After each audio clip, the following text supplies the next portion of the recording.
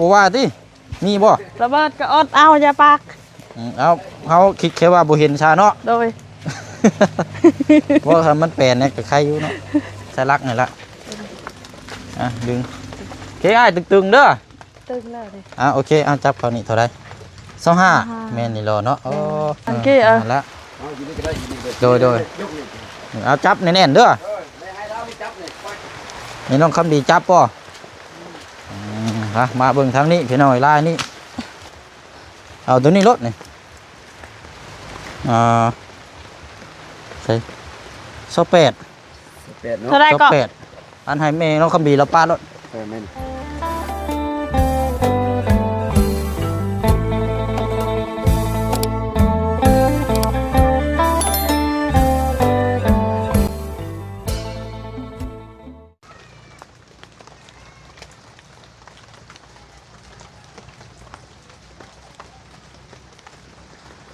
อันนี้ก็เป็นทางเที่ยวหรือว่าทางออกทางเข้าเตะชะไลชุดนะกว้างคมยาวนี่เกือบ3 เมตรเกือบ4 เมตรอ่อนเลยเรื่องอ่อนคือติดกับตรงข้ามที่ดินของทางน้องคำดีเนาะพี่น้องเนาะแต่ว่าเขาหันมากกว่ามือนี่ก็จะเป็นปลากล้วยปลูกกล้วยปลูกอย่างต่างๆก็จะปลูกคายอะไรพี่น้องเนาะเอากะอะไรพี่น้องเนาะระหว่างกำลังรอน้องพี่น้องเนาะกำลังรอทางเสาบ้านน้องคำดีเดินทางมาส่งน้องพี่น้องเนาะทางพอน้องเปียวกะจะมาถ่ายคลิปเนาะให้ทางเอื้อยใจดีน้องพี่น้องเนาะทางเอื้อยเพิ่นกะได้สดซอยเก็ดของทางน้องคำดีนี่แหละพี่น้องเนาะแต่ว่ามาเมื่อนี้กะทางเอื้อยเพิ่นว่าอยากให้ทางพอน้องเปียวนี่มาวัดเบิ่งความกว้างความยาวเนาะว่ายาวแล้วก็กว้างนี่เท่าไรเนาะที่ดินทั้งอ้ายเพิ่นที่ว่าอยากขาย20 ล้านกีบนะพี่น้องเนาะเพราะว่าถ้าว่านั่นก็หำโหน้ำกันนะทางว่าเอ้ยเพิ่นว่าสิซื้อไว้นะพี่น้องเนาะเอาเด้อพี่น้องเนาะกราบสบายดีและสวัสดีพ่อแม่พี่น้องน้ำกันเบิดสุขุสุคนพี่น้องเนาะพบเจอกันก็นี่แหละพี่น้องเนาะพอดีเฮาก็จะถามทางอ้ายเราเมื่อนั้นเราว่าเราอยากขาย20 ล้านเนาะตกกระไปแล้วนี่ได้ซะเนาะมันว่าเขาบ่เฮ็ดเวียกกับฟ้าฝนแม่กะมันค่ำซื่อๆเนาะแต่ในมื้อนี่ก็ได้มันตกเด็กน้อยๆเฮาก็ปุกดุยเนาะเอาสบายดีนำเด้อปั้นเด้อเนาะมื้อนี้ก็ถือตลับเม็ดพี่น้อยสบายดีไอ้สบายดีโดยเอามาพี่ก่อนก็ได้ใช้พอน้องคำดีเด้บ่ได้มาบ่เรายังกำลังเด้โดยกินข้าวเอามาพี่ก่อนก็ได้ยืนนี่ก่อนก็ได้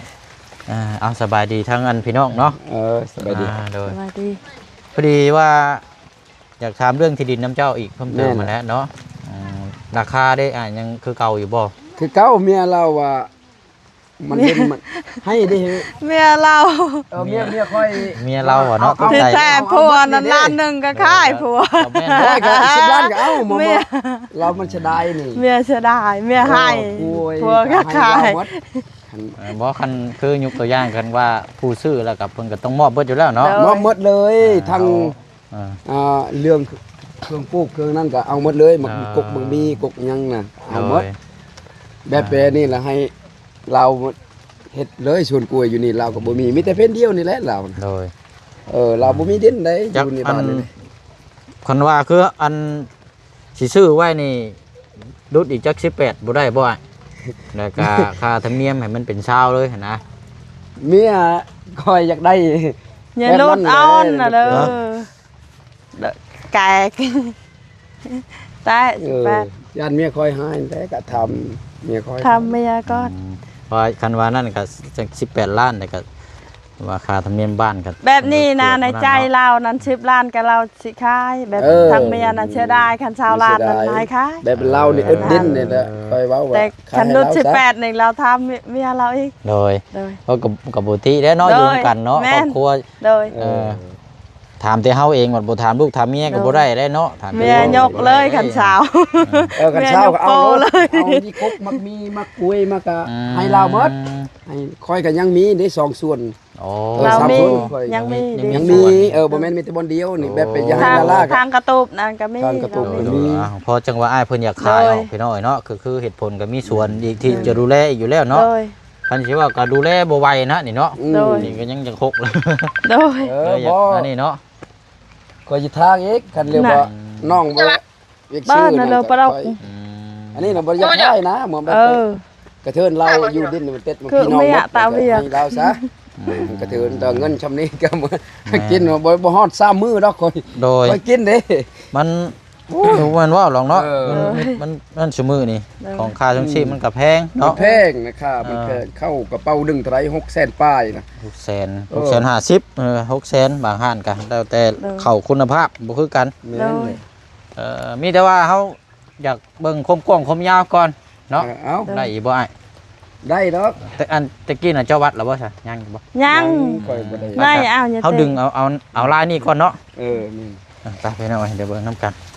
เละจุเละย่องจุกี้ย่อง บ่ ไป ทางนี้ก่อน อันอ้ายเจ้าจับไว้นี่ก่อนก็ได้เดี๋ยวเอาอันนี่จับหลักไว้นี่โอเค นี่อย่าอันได้นะ จับไว้นี่แหละสิย่างมาเบิกก่อนเด้อบ่ว่าติมีบ่ ระเบิดก็อดเอาอย่าปาก เอาเขาคิดแค่ว่าบ่เห็นชาเนาะ โดย ว่าคันมันแปลนเนี่ยก็ใครอยู่เนาะ อย่าเว้าเรื่องระเบิดอดก่อน เอาดึงตึงๆเนาะ โดย ตรงๆนี่แหละสลักนี่แหละดึงโอเคอ้ายตึงๆเด้อ ตึงแล้วดิ โอเคเอาจับเขานี่เท่าไร25แม่นนี่รอเนาะโอเคเอาหมดก่อนไอ้ปาน ฮอดแล้ว พอดแล้ว 25เมตรพี่น้อยลายกันสิว่าก็ลายหน้าเนาะ โดย ลายหน้า25เมตร ไปทางพุ่นอีก ไปเบิ่งลายตะเวนออกพุ่นมัน 25เมตรได้โดยตามที่เขาว่าแล้วก็หน้าเนาะเขาว่าประมาณ25นี่คือนี่แหละว่ะ โดย ถึกดีๆเนาะก็หน้าเขาว่านะ เอารถนะเราบ่ เละพอคำเดียวละ ไม่จะให้ละ นี่อย่าอันไหนอย่าอันไหน เดี๋ยวเอาจับคือเก่าเลยไอ้บันจับบ่ นี่อย่าอันไหน เจ้าน่ะจับส่วน ค่อยไปกับเจ้าอยู่พ้นยันเราฮู้แล้วบ่รัก ดักเฉย เออ บ่ไอ้ปานหู้อยู่บ่สารักอยู่ โด บ่ ยโดย รัก เละพวก เอาจับ พวก ใส่ ห้า คื ม อเก่าแล้วใส่ มันแนวดักกับพวกเดิมไปปล่อยชู้ไว้อยู่อ่ะนี่เนี่ย โอ้ทีนี้ประมาณว่าการเก็บหมดแล้ว ประมาณเนาะ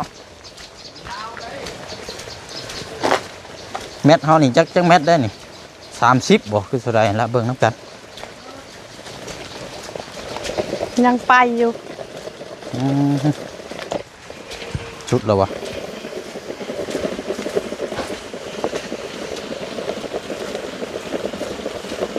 อันนี้ลายยาวตะเวนออกเนาะ โดย โอ้นี่เลยรักอยู่นี่ นี่ ใช่ไอ้ปัน 41 ใช้รักนี่นะว่าบ่ นี่ ดึงไปก็ได้นี่แหละ เด้อ 42 โดย นี่พี่น้อง 42 เอาให้เราป้ารถให้เราป้ารถป้าเลยมาดึงได้นี่อีก โดยตาหาเลยอย่าตาอย่าตาเลย 42หรือว่า40ซะเนาะ โดย อันนี้ว่าง่ายๆแล้วก็ลายนี่42 น่าอย่าตายาวเลยล่ะ ป้ารถนั่นน่ะป้าเลย เดินจะได้ ป้าเลยมาดึงลายพี่วันนี้คง เดิน พี่ จะได้อย่าตาอ่ะ ก็มีนี่แหละพี่น้องเนาะของปลูกของพัง อ๋อนั่นน่ะร้อย กับมันก็อยากโค้งแน่แล้วคันว่าให้ตรงกับประมาณตัดออกจาก2เมตรกับประมาณ40ซะพี่น้อง โดย เพราะว่ามันโค้งแน่ตัดออกนั่น2กับเดือเอา40ซะเนาะ โดย 4ลายนั่น25แท้ตัวนั้นน่ะพี่น้องเทิงธรรมบัตรนำกันกิน นี่ช่วยก็ให้เราหมดดิให้เรารักษาอนามัยนี่ โดย เออเบิ่งกล้วยน่ะมันกระปุกก็ไม่บ่ฮอด บ่อันนี้อันน่ะเขามาวัดเบิ่งกันน่ะ 3ปีบ่ได้ ก ล้วยนี่เบิ่งเป็นยังบ่ได้ชา วัดเบิ่งกลมๆคมยาวแหละอันเอ้ยเพิ่นอยู่ต่างประเทศเนี่ยเพิ่นให้เฮามาวัดแล้วเพิ่นสิซื้อไว้นะบ่ได้แม่นว่าซื้อไว้ให้ไผหรอกเพิ่นสิซื้อไว้แต่ว่าสิให้เฮาเป็นคนดูแลหั่นนะ โดย โดย ก็เลยอยากมาวัดให้ทางเอ้ยเพิ่นเบิ่งก่อนหั่นนะนำเสนอคันสิว่ากันเนาะ โดย ไปมาเบิ่งรายนี้ก่อนผลกันเนาะซะบ่เป็นใจแท้เด้ โดยวันนี้บะ โดยจับสลักคือเก่าหั่นละอันนี้ละว่าให้ลัก นี่ แน่นแหละ นี่ ตัวนี้ก็แม่นวัดเลย ทางมันโค้งครับพี่บ่ ย่านเขาเฮ็ดทางนี่ เออโด อัน ๆ นี้ก็ เอา ได้ดอก ตาม นี่อันกี้นั่นละ เอาอยู่นี่ก็ได้อยู่นี่ก็ โดย ยกนี่ เอาจับแน่นๆเด้อ ไม่ให้เราไม่จับนี่ไป นี่น้องคำดีจับป่ะมาเบิ่งทางนี้พี่น้อยลายนี่อันนี้สิว่ากับดินนี่แบบทางลุ่มพี่ดินแบบดินสวยนิดนึงเนาะ โดย ดินบ่ได้ดินเป็นเดี่ยม ที่ช่วยมันจะว่าตั้งเยอะนี่ได้ซองลังเยอะได้ โดยโอ้ปีนเลยป่ะ ใช้พี่บ่ เราไม่ได้เป็นเดียวนั่นแล้ว อืม ให้เล่านี่โอ้เราก็ได้อยู่แล้วเด่นนี่ อืม ลูกเล่า ใช้ชุดนี่ละว่าไอ้ปันเจนนี่ละว่า ชุดนี้แหละนี่มันไม่หลักแล้วดิ เจนนี่ก่อน ปักรับไปเบิดเลย อ๋อ คูณบัดเดียวดิ เอาคูณยาวเลยบ่ แม่นแหละ มันชื่อว่าก็เป็นวงเลยบ่ แม่นแหละแม่นแหละ ห้องแม่นเฮามันสิถึงนี่บ่ซะปัน แบบนี้เฮาไปตามหลักแล้ววะ แม่นแหละไปตามรักนั่นแหละ ยันว่ามาฮอดชุดนี้แล้วก็หยุดก่อนหั่นนะอย่าว่าให้มันดีมันเป็นเดี่ยม แต่สิบกแบบใด โอ้บ่ยากแล้วเฮาเอาง่ายว่าทั้งลุ่มพี่เนี่ยมันยาวเท่าไรนะเฮาจังว่ากันหั่นนะเด้เพราะว่ามันชุดอยู่นี่เด้ ชุดนี้แล้ว ชุดอยู่นี่แล้วเฮาจังดึงขึ้นเริ่มใหม่อีกหั่นนะ แม่น ให้เราป้ารถทางนั้นน่ะป้าเดี๋ยวเรามาเบิ่งนี่ก่อน เบิ่ง จังแม่นอยู่นี่ เบิ่งเม็ด นี่เด้ลากตัวนี้รถแล้วนี่เอาตัวนี้รถนี่ใช่28 แปดเนาะ เท่าไรก็ 28อันให้แม่เราคำบีเราป้ารถ แม่นไปเอา เดี๋ยวอยู่นี่ลายอันทิศนี่น่ะ28เมตรพี่น้อย 28 28บัดนี้จะเอาตัวนี้ลึงขึ้นไปพุ่นอีกไหมอีกนะ ย้อนไปห้ามตา ปลารถปลาเดี๋ยวลึงเอาก็ได้เราปลารถ ผู้หนวกเราบ่ได้ยิน เนาะแม่นเนาะโอ้ยเอาอยู่นี่ลากนี่28นี่พี่น้องเล็ก28โอเคเอาไปเลยปัน โดย เดี๋ยวเฮาสิเอาตัวนี้ได้ดึงไปแต่ว่ามีบุ้มอยู่นี่เนาะ โดยมีคุบบอนเดียวนี่แหละคุบ กายนั้นบ่ได้คุบมีโหโพนยังดีอยู่ โดย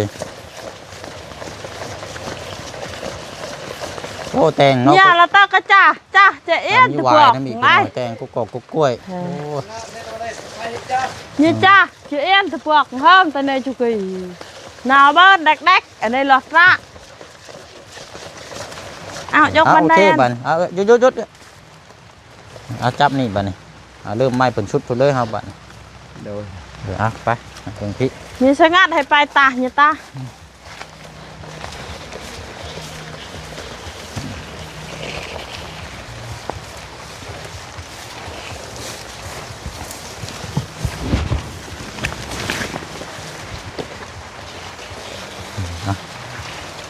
เพิ่งมาพี่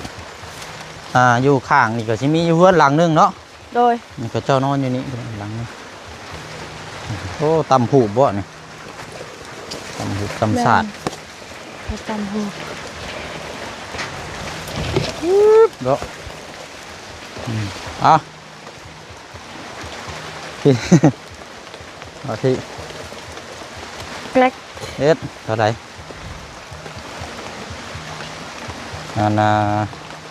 ใช่พี่อันได้เลยนะครับ28เมตร28นี่พี่น้อง28 70 โดย เอาโอเคให้เราเป็นยังม้วนเลยบาทนี่เก็บเลย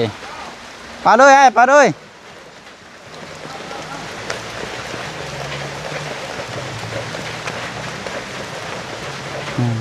มองดึงเข้ามานี่พี่น้องเอาไล่เป็น28เลยซะเนาะ28กับ70เซนแต่ว่าไล่นี่น่ะ25ไล่หรือรูปไปผู้นั้นตัดออกทางโค้ง40ซะพี่น้อง40อันนี้ก็ตัวนั้นมานี่ที่นี่นั่นอัน28เนาะคันสิว่าก็ซ้ำกันกับตัวนี้เนาะ โดย เขาดึงมากกินนี่เนาะ แต่พุ่น28แต่ อันนี้ก็28คือกัน โดย ซ้ำกันไหน28ซ้ำกัน ทั้งหน้าเบอร์เนาะทั้งหน้าพุ่นยาวทั้งหน้าพุ่น40พวกเขามาเอามายืนอยู่นี่ก่อนก็ได้โอ้ตำหูกแม่นี่อ๋อเนาะแบบซีบดังเดิมเด้นี่เนาะยุ่งลายเนาะมันบวกกับผ้าผลกระตกแน่ทางง่ายหากมาแต่ใช้ก่อนจะว่านะ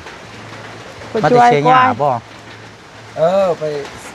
นั่นเด้เชียร์ยาซอยเข้าน่ะเด้อ๋อซอยเพิ่นนั่นนะแบบคล้ายๆคือเอาแห้งแบบนี้บ่โดยเราปะพอคำดีแล้วนี่เราอยู่นี่เราไปยังคนตกมาทันเมื่อเราเมื่อก่อนเราเมื่อก่อนแล้วอยากเข้านะเอามาทันกินเข้าทันช่วยเลยโอ้บ่ได้อันถือเข้าไปเนาะถือโยแต่ว่ามันมดกินตอนเช้าตะเที่ยงบ่ได้ถือนะโดยเอามายืนอยู่ข้างเพื่อนนี่ก่อนเป็นยังคือบ่มีไผอยู่เพื่อนบ่นี่บ่มีแล้วบ่มีเข้าไปเลยอันนี้ก็คือว่าอยู่ท้ายชุดพิษน่ะมีอยู่หลังเดียวเนาะลงไปพุ่นมีอีกบ่มัดหลังตัวนี้แหละมัดเบิดแล้วบ่ลงไปก็เป็นสวนนี่เนาะสวนโอ้เพิ่นสิว่าก็เฮ็ดบ้านสวนก็ได้เนาะอันนี้บ้านสวนเลี้ยงเป็ดเลี้ยงไก่เลี้ยงของปลูกของทางแบบโอ้สบายติดกับพอคำดีเลยเลยกระทืบดีนะให้เราสบายซะโดยโอ้เนาะหักแล้วพี่น้อยเนาะเอากะอันแล้วอันนี้กะทางเอื้อยเพิ่นให้ทางผู้เชี่ยงมาวัดเบิ่งเนาะโอ้ยุงทางนี้นั่นเสาหากินนี่พี่น้อยเสาหาหลายๆลงพุ่นนั่นมันอยากโค้งแน่น่ะ42แต่ว่าเอาเฮาตัดตัวโค้งไปเลยนั่นเอา40ซะผมยาวน่ะ40แล้วลายนี่ก็28ทางดินมาสิก็28เนาะ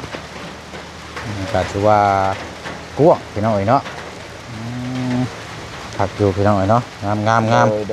ามมีของปลูกของทางให้อีกงามเนาะโอ้ยเนาะเอากันว่านั่นก็ทางเบิ้งพี่น้อยติดตามเบิ้งน้ำกันบัดนี้เนาะเพราะว่านั่นก็ราคาแล้วเนาะก็ซ้ำเก่าซ้ำบ่โดยซ้ำเก่านั่นแหละอย่าขอจะบอกรุดอีกก็บ่ได้บ่รุดเมียบ่ได้ยินเด้เมียบ่ได้ยินเจ้ารุดมีแต่เดียวคอยก็ซ้ำนั่นนะว่าให้หมดเลยทางกุกมันมีกุกยังนานกันมีคออยู่น้ำเล้าได้จะกินมากมันน่ะปีหน้านะเราให้กะได้กินมันมีกกอย่างนี้จะปลูกนะมันลายดิกกมักม่วงบ่กกมักม่วงกกมักละมุดมักยังครบเลยนะไปปวดเบิ้งโอ้ยระเบิดโอ้ยไรร้องเลยสิพี่น้องไหนจะตาเชียนแล้วไหนกวดคันมาเป็นชี่กับพกกวดอยู่เนาะเข้าไปจักมันยังไม่ยาเนาะยังบ่ทันทางนี่คันนี่จะชื่อนี่ไปจะทางแล้วนี่ไปจะเฮ็ดหัวเลยออมไว้ยืนทางห่อเฮ้ยอะไรนอนตะยาบางทีมันพอดีนะสมควรนะตัวนั่นก็ยัง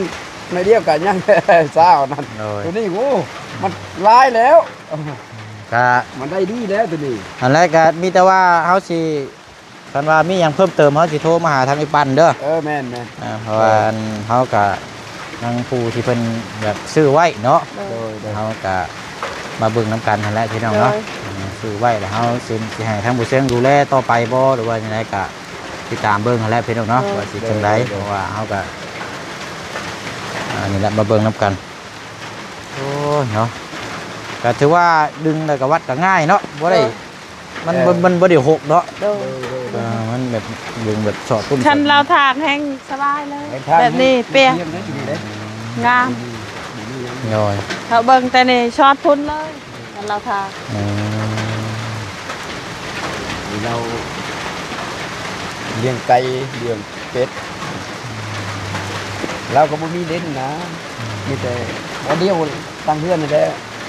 บ่นี่เนี่ยคืออันแบบว่าผู้ใหญ่เพิ่นสิซื้อไว้นะบ่แม่นว่าซื้อให้ไผดอกอันไหนเรือจ้างดาตะเบิ่นเรือจ้างอันผู้หาแม่ว่าเพิ่นบ่แม่นว่าสิซื้อให้เราหรอกคือว่าผู้ใหญ่เพิ่นน่ะมาถามเฮาน่ะเพิ่นสิซื้อไว้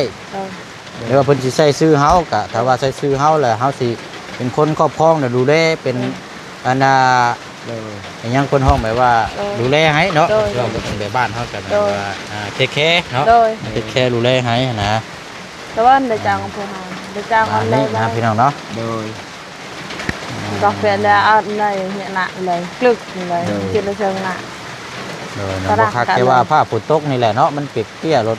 ยากลำบากแน่จังน้อยพี่น้องเอ้ย โดย เอาก็ในราคาก็ นึงเลยจังนึง สำนี่เนาะ เลยแล้วยังยอดดัก เจ้าน่ะอยากยุบแต่ว่าทั้งเมียน่ะนั่นเนาะ เห็นเลย โดย ทำเมียเอง โอ้เอาเป็นไปได้ก็ไว้เอา18แล้วก็ ได้เลยบ่กับ18 18น่ะเอาเลย เอาเลย เพราะว่าอันน่ะเช้า